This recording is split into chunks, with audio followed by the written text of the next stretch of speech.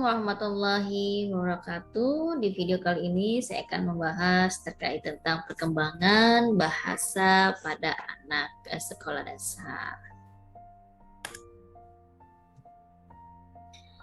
Apa sih itu hakikat perkembangan bahasa anak sekolah dasar?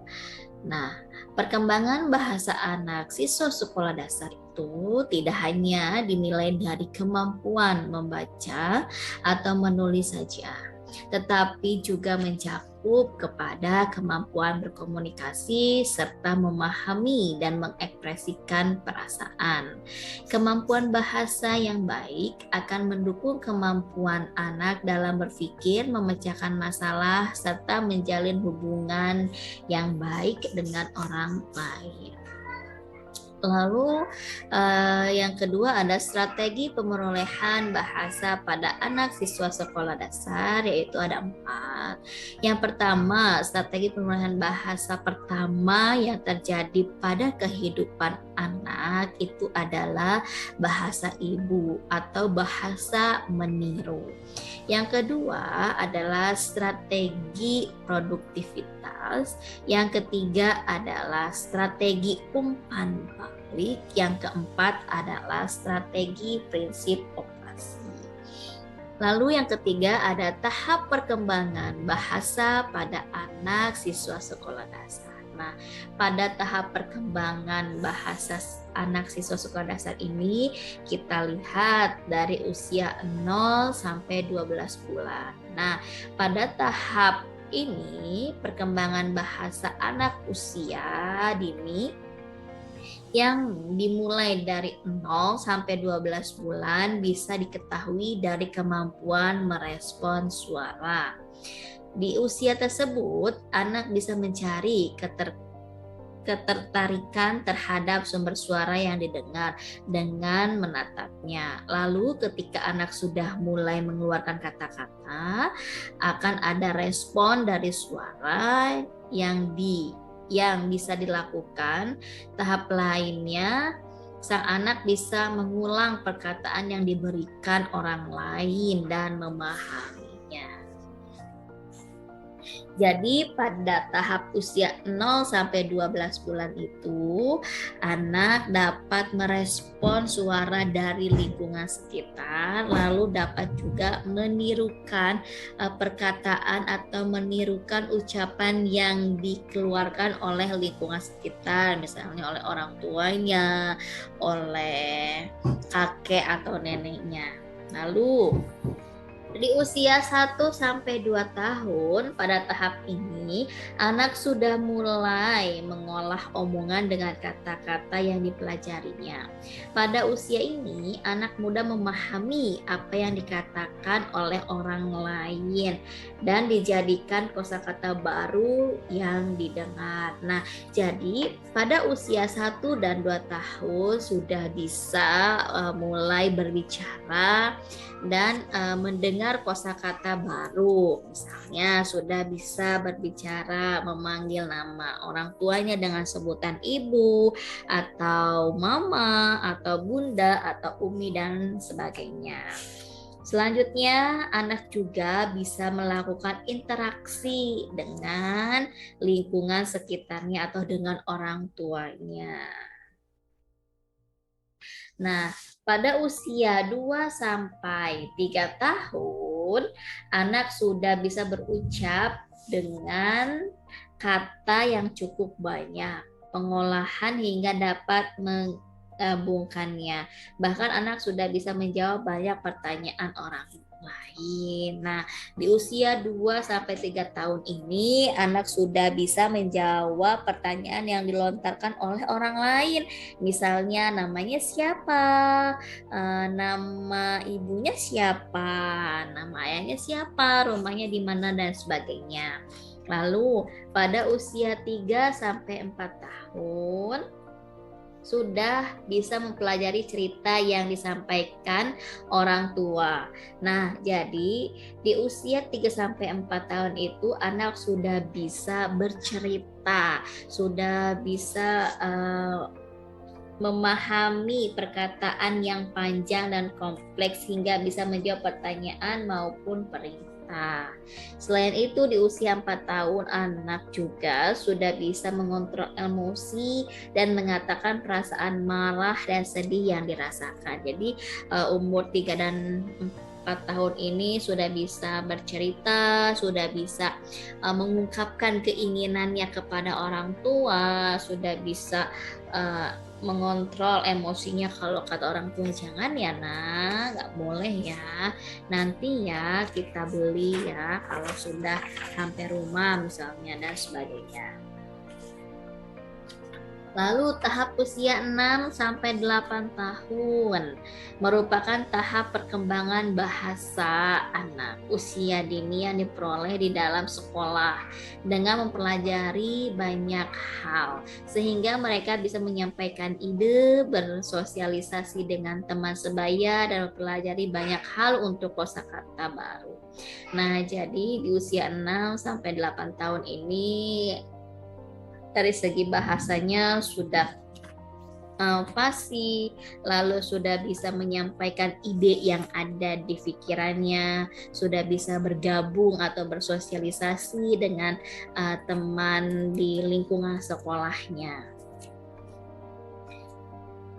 Lalu ada lagi tahap perkembangan bahasa anak itu sangat penting diketahui oleh orang tua untuk membantu mereka dalam memahami dan mengolah kata. Pembelajaran dari lingkungan sekitar sangatlah penting dengan apa yang mereka pahami dan katakan.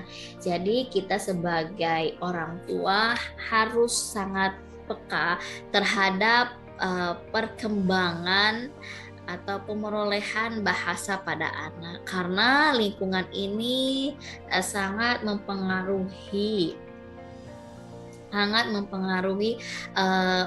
perkembangan bahasa anak. Nah, kenapa? Misalnya kalau lingkungannya pendiam, ya tentu anak itu akan menjadi pendiam. Kalau misalkan lingkungan kitanya komunikatif, tentu anak itu akan berkembang bahasanya, akan memiliki banyak kosakata. Lalu pemerolehan bahasa pun lingkungan itu sangat mempengaruhi ya. Kalau lingkungan kita itu mengajarkan bahasa yang baik, misalnya dengan bahasa sopan dan santun, nah itu pun yang akan diserap oleh anak kita atau anak siswa sekolah dasar. Nah, bisa juga siswa sekolah dasar mengungkapkan atau memperoleh bahasa yang kasar, tidak sopan, itu dapat mereka peroleh di lingkungannya. Jadi memang kita sebagai orang tua harus peka, harus hati-hati dalam berbahasa tentunya. Nah, kita juga tidak bisa membedakan perkembangan anak dengan anak yang lain, karena setiap anak itu memiliki perkembangan yang berbeda dengan perkembangan siswa atau anak yang lain. Lalu berikutnya, faktor-faktor yang mempengaruhi perkembangan bahasa pada anaknya.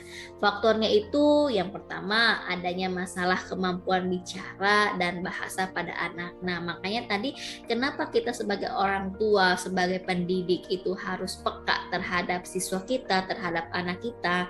Nah, karena supaya kita mengetahui gejala apa sih yang anak kita alami gitu.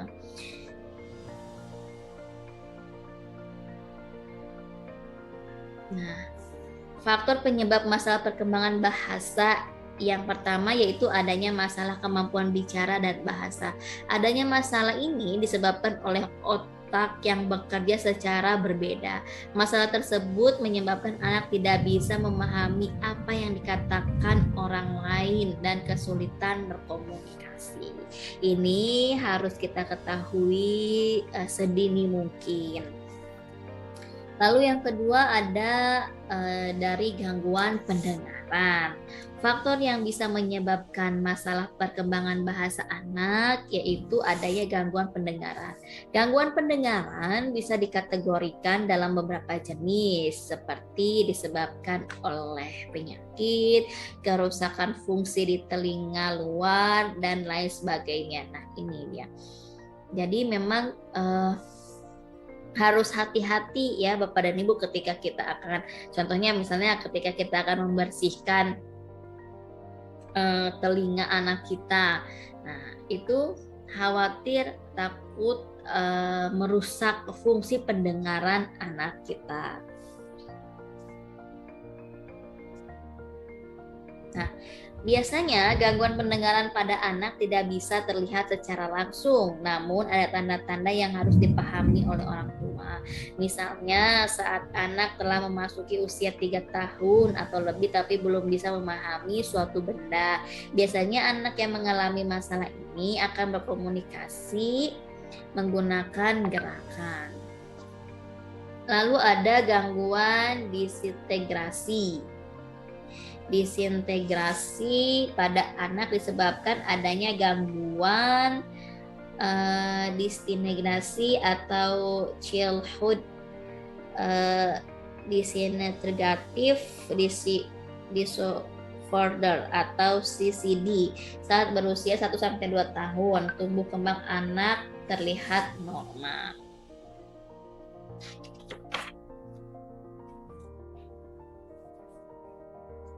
Lalu ada juga penyebabnya dari faktor genetik.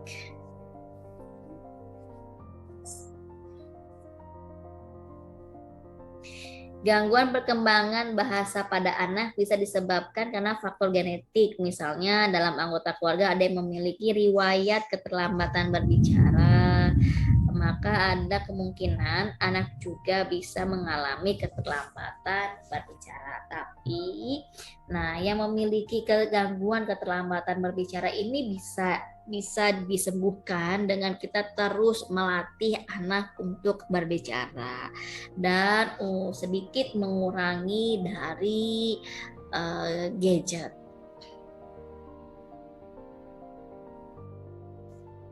Nah, bagaimana sih cara kita mengatasi dan mencegah masalah perkembangan bahasa pada anak? Bahasa merupakan salah satu alat komunikasi yang sangat penting. Melalui bahasa, anak bisa memberitahukan tentang keinginannya, tentang perasaannya, tentang pengalaman. Terdapat berbagai cara yang bisa dilakukan oleh orang tua untuk mengatasi dan menghindari gangguan bahasa pada anak.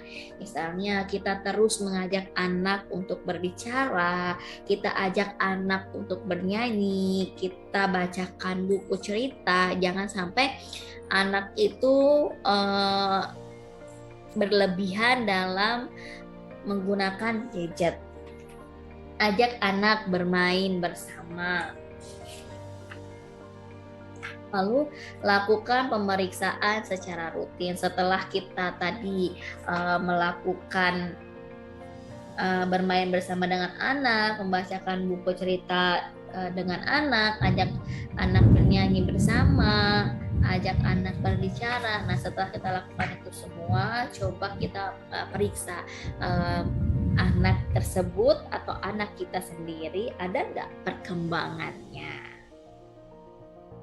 Lalu yang kelima yaitu hakikat komunikasi lisan dan tulisan. Apa sih yang dimaksud komunikasi lisan dan tulisan itu? Di sini ada menurut Encep Sudiarjo dan Muhammad Nur Arif tahun 2021 dituliskan bahwa komunikasi tertulis dalam buku komunikasi dan interaksi sosial anak, bahwa komunikasi tertulis bisa dilakukan lewat aplikasi atau lewat media teknologi. Misalnya kita menggunakan komunikasi WhatsApp, media sosial lainnya seperti Gmail, Line, dan masih banyak yang lainnya ya. Ragam komunikasi tertulis adalah membaca dan menulis. Kedua hal ini tidak dapat dipisahkan satu sama lain karena kegiatan membaca dalam komunikasi ini hanya bisa dilakukan ketika ada seseorang yang menulis pesan. Nah, jika komunikasi menggunakan lisan, menurut Tri Indah Kusmawati tahun 2016 bahwasannya komunikasi dengan mengucapkan kata-kata secara lisan. Komunikasi yang dilakukan secara langsung terhadap orang atau terhadap individu yang kita tuju. Nah, kalau yang tertulis itu berarti menggunakan media, bisa menggunakan media buku, tadi WhatsApp yang lebih modern, Line, Gmail, dan sebagainya.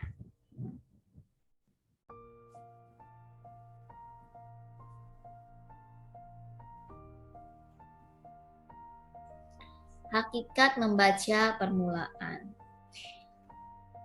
Membaca permulaan merupakan tahap proses belajar membaca bagi siswa sekolah dasar kelas awal, yaitu kelas 1, kelas 2, dan kelas 3. Tujuannya membaca permulaan adalah agar siswa sekolah dasar dapat mengenal huruf serta membaca kata dan kalimat sederhana dengan lancar dan tepat.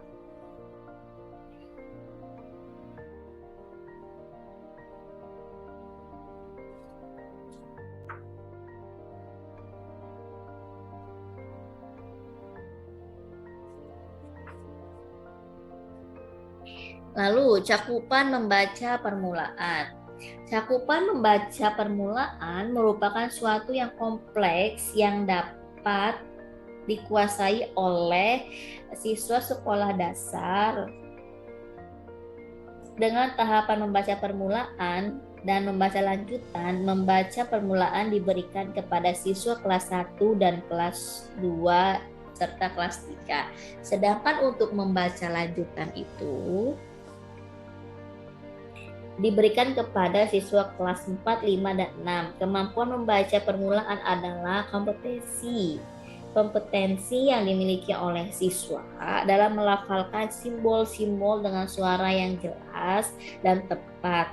Oleh karena itu, membaca permulaan menjadi suatu yang sangat penting untuk dikuasai terlebih dahulu oleh siswa sebelum memperoleh atau belajar membaca lanjutan. Jadi, sebelum membaca lanjutan harus memahami dulu membaca permulaan, harus sudah mengenal terlebih dahulu simbol-simbol pembaca permulaan.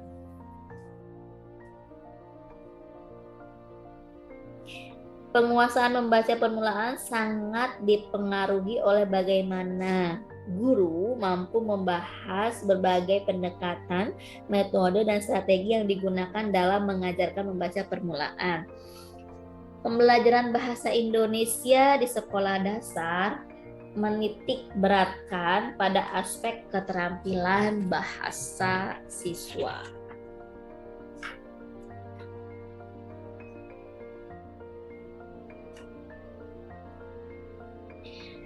Keterampilan berbahasa meliputi keterampilan menyimak, membaca, menulis, dan berbicara. Lalu di sini ada pentingnya membaca permulaan. Membaca merupakan suatu keterampilan berbahasa yang sangat penting. Peranannya dalam kehidupan membaca mempunyai peranan penting dalam melahirkan generasi penerus bangsa yang cerdas, kreatif, dan kritis. Dengan membaca, seseorang dapat pengetahuan dan informasi dari berbagai penjuru dunia. Nah, jadi dengan siswa banyak membaca, maka siswa akan memperoleh pengetahuan yang lebih luas lagi. Macam-macam metode membaca permulaan.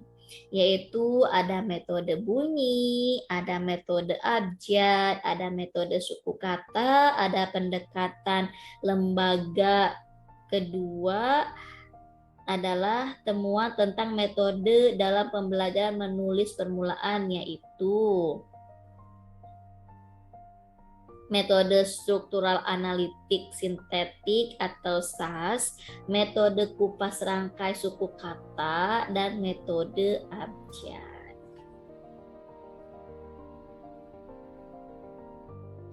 Langkah-langkah membaca permulaan.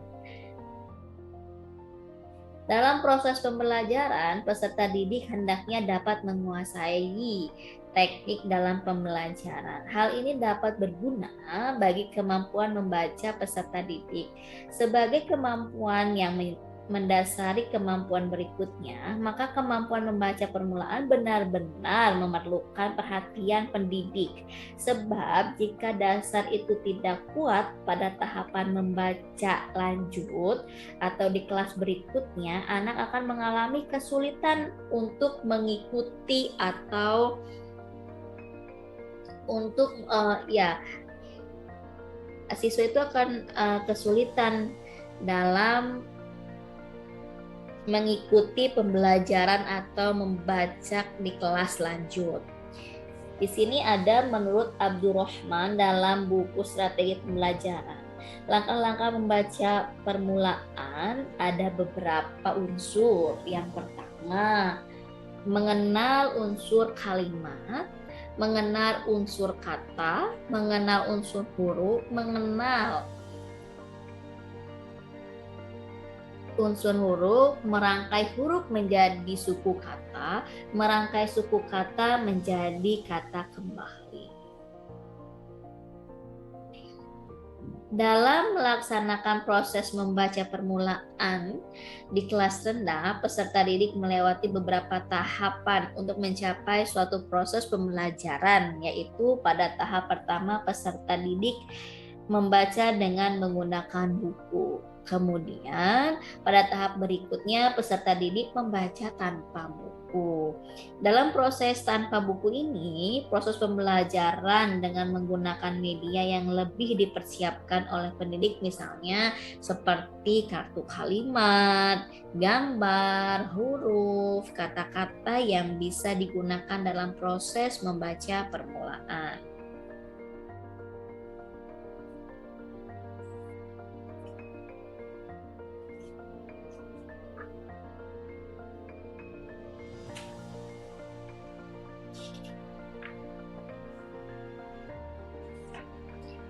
Lalu di sini ada perencanaan program persiapan pelaksanaan remedial dan membaca permulaan. Nah, setiap pendidik itu sebelum mengajar pasti memiliki program persiapan, pasti mempersiapkan apa yang harus disiapkan ketika akan melakukan pembelajaran dengan siswa di sekolah.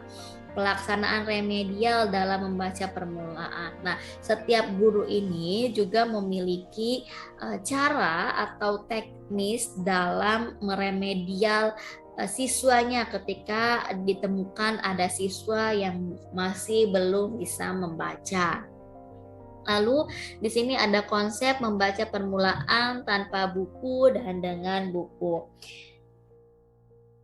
Membaca tanpa buku dilakukan dengan cara mengajar dengan menggunakan media atau alat peraga selain buku, misalnya kartu gambar, kartu huruf, kartu kata, dan kartu kalimat. Pembelajaran membaca dengan menggunakan buku merupakan kegiatan membaca dengan menggunakan buku sebagai bahan pelajaran.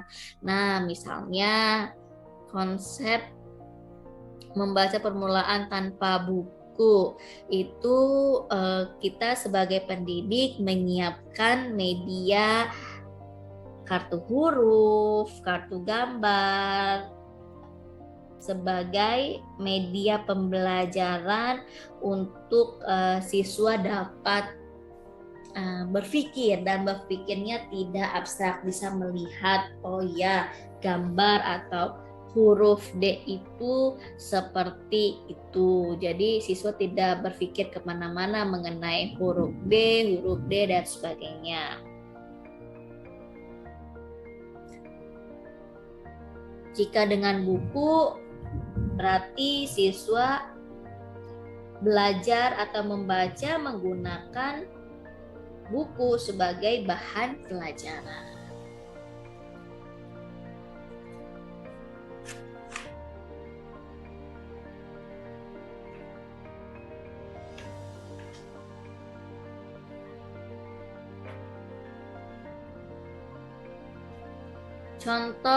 Contoh kegiatan membaca permulaan.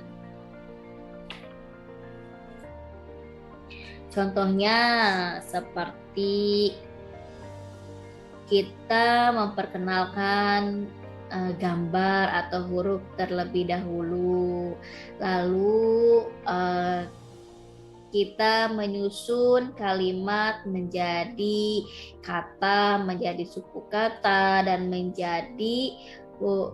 menjadi huruf-huruf sebagai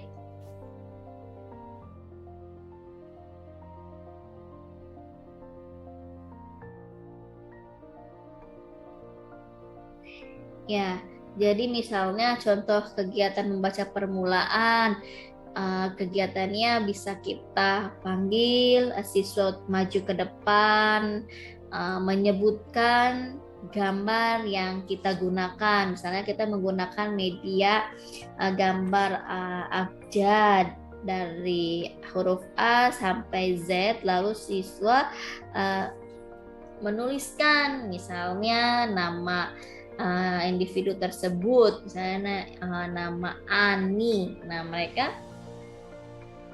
selain mencari huruf dan juga belajar menulis serta belajar membaca. Nah, setiap guru ini juga memiliki teknik atau cara agar siswanya bisa cepat membaca. Ada yang misalnya dieja, ada yang menggunakan dua huruf. Nah, jadi memang setiap guru itu memiliki cara yang berbeda dalam kegiatan membaca. Tapi tujuannya sama, yaitu supaya siswa segera bisa membaca. Lalu di sini ada tahap kegiatan membaca. Pada tahap kegiatan membaca, penting dan yang paling utama dalam keseluruhan tahap membaca, seorang pembaca yang efektif dan efisien terlebih dahulu harus mengetahui tujuan ia membaca. Setelah mengetahui tujuan membaca, seseorang pembaca akan memilih strategi membaca yang tepat dan sesuai untuk mencapai tujuan tersebut.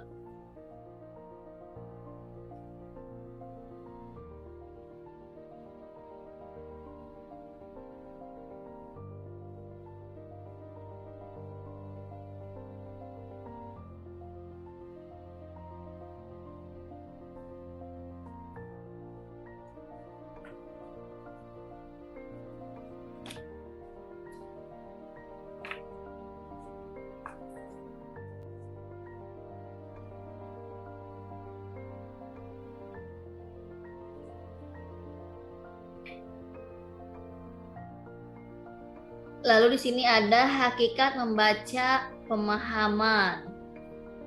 Hakikat membaca pemahaman menurut Smith dalam Trigan tahun 2008, pemahaman atau comprehension sebagai suatu penafsiran atau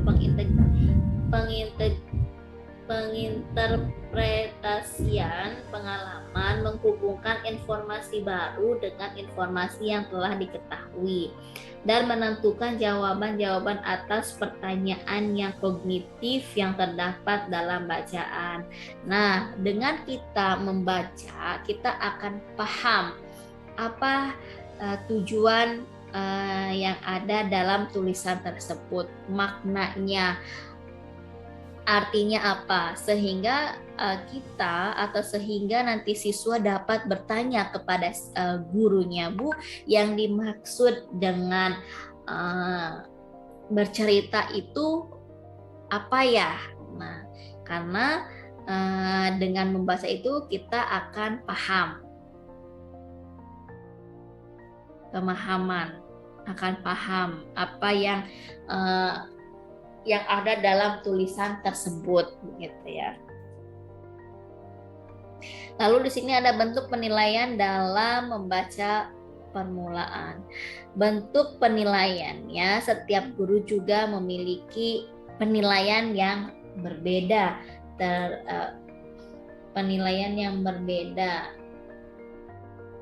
terhadap individu. Nah, penilaian itu kan tidak hanya dilihat dalam membacanya saja, tetapi ada dalam bentuk penilaian yang lain.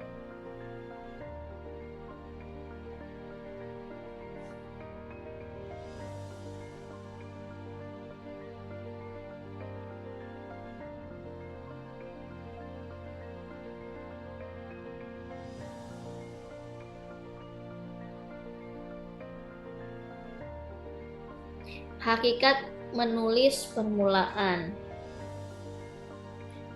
Menulis sangat penting bagi anak, terutama di sekolah dasar. Beberapa hal yang paling penting mengenai menulis permulaan yang harus diperhatikan oleh guru dan orang tua adalah tingkat perkembangan siswa, lalu tingkat kesiapan siswa, sumber bahan pelajarannya, perlengkapan peralatan, keaktifan siswa, sikap menulis yang benar, dan metode. Nah, menulis ini adalah hal yang menulis dan membaca itu adalah yang tidak bisa dipisahkan. Kenapa? Karena keduanya sangat berkaitan dan keduanya sangat penting. Kenapa? Membaca dan menulis. Menulis adalah mengekspresikan perasaan, ide dan gagasan yang dituangkan dalam tulisan. Membaca adalah suatu kebutuhan kita untuk mengetahui makna yang terdapat dalam tulisan tersebut, gitu ya. Jadi hakikat menulis, pentingnya menulis itu sangat berkaitan, lalu membaca pun juga tidak bisa dipisahkan dari menulis karena keduanya sangat berkaitan. Lalu langkah-langkah menulis permulaan. Menulis permulaan itu diawali dengan memegang pensil, dengan sikap, lalu dengan cara bagaimana duduknya juga itu sangat mempengaruhi. Kenapa? Karena kalau duduknya miring juga itu akan terpengaruhi dengan gaya nanti tulisannya. Jadi memang harus diperhatikan siswa kelas rendah atau kelas 1 dan 2 serta kelas 3 itu belum diperbolehkan untuk menulis menggunakan ballpoint. Jadi mereka menulis menggunakan pensil, dan cara memegang pensil pun memang itu harus diperhatikan karena itu akan pengaruh terhadap hasil tulisan yang akan dihasilkan. Lalu ada contoh kegiatan pramenulis di kelas awal sekolah dasar. Pramenulis misalnya dari yang menebalkan huruf, lalu menulis huruf A sampai Z, menulis namanya sendiri dengan misalnya sebanyak 5 kali. menulis dengan mereka melihat contohnya. Khawatir ada siswa yang lupa, oh huruf K itu seperti apa. Nah, di sekolah dasar juga sudah diajarkan bagaimana cara menulis tegak bersambung. Jadi memang harus diperhatikan dari cara duduknya, kesiapan siswa dalam belajarnya pun harus diperhatikan. Baik, mungkin cukup sekian yang dapat saya sampaikan. Kurang dan lebihnya saya akhiri. Wabillahi taufiq wal hidayah. Wassalamualaikum warahmatullahi wabarakatuh.